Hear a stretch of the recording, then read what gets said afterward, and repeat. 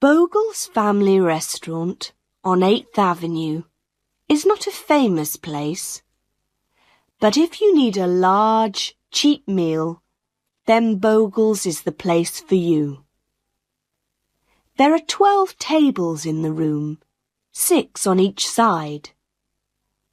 Bogle himself sits at the desk by the door and takes the money. There are also 2 waitresses and a voice. The voice comes from the kitchen. At the time of my story, one of the waitresses was called Aileen. She was tall, beautiful, and full of life. The name of the other waitress was Tildy.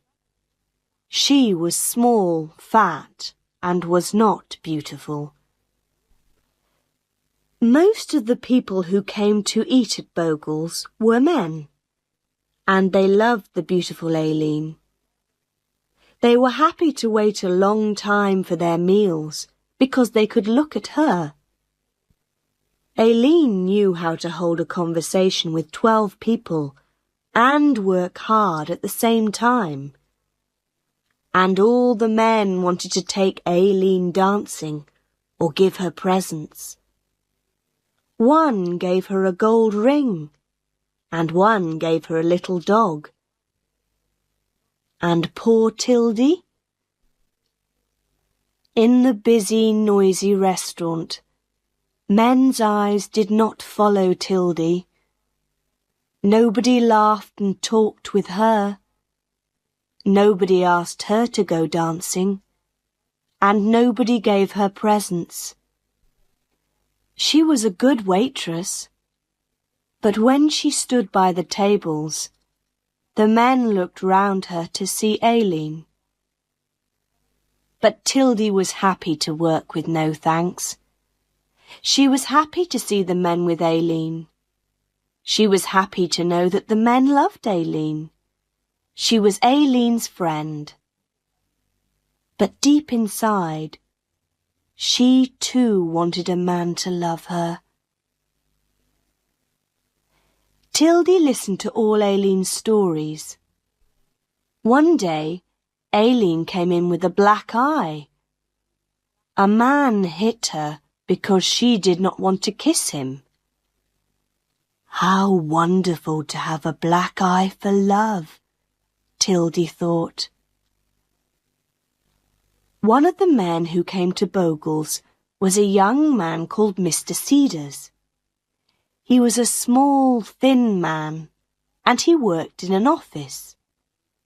He knew that Aileen was not interested in him, so he sat at one of Tildy's tables, said nothing, and ate his fish. One day, when Mr. Cedars came in for his meal, he drank too much beer. He finished his fish, got up, put his arm round Tildy, kissed her loudly, and walked out of the restaurant.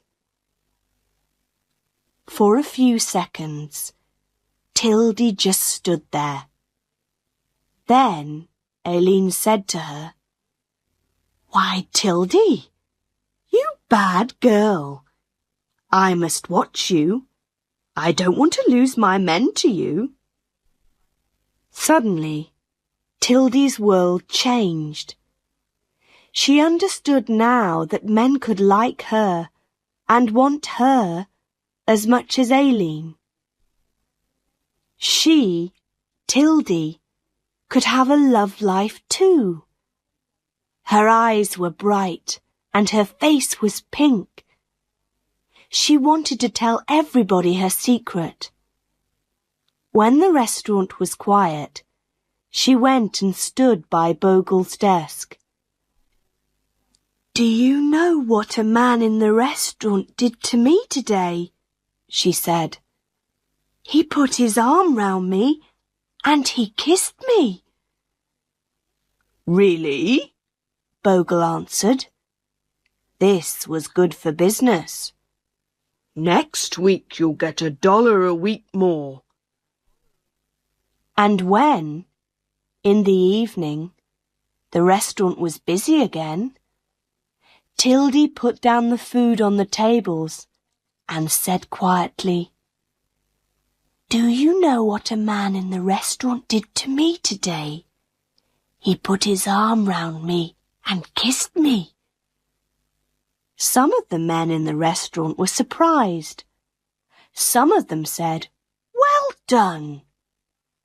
Men began to smile and say nice things to her. Tildy was very happy. Love was now possible in her grey life. For 2 days, Mr. Cedars did not come again, and in that time, Tildy was a different woman. She wore bright clothes, did her hair differently, and she looked taller and thinner. Now she was a real woman because someone loved her. She felt excited and a little afraid. What would Mr. Cedars do the next time he came in? At 4 o'clock in the afternoon of the 3rd day, Mr. Cedars came in. There were no people at the tables, and Aileen and Tildy were working at the back of the restaurant. Mr. Cedars walked up to them. Tildy looked at him, and she could not speak.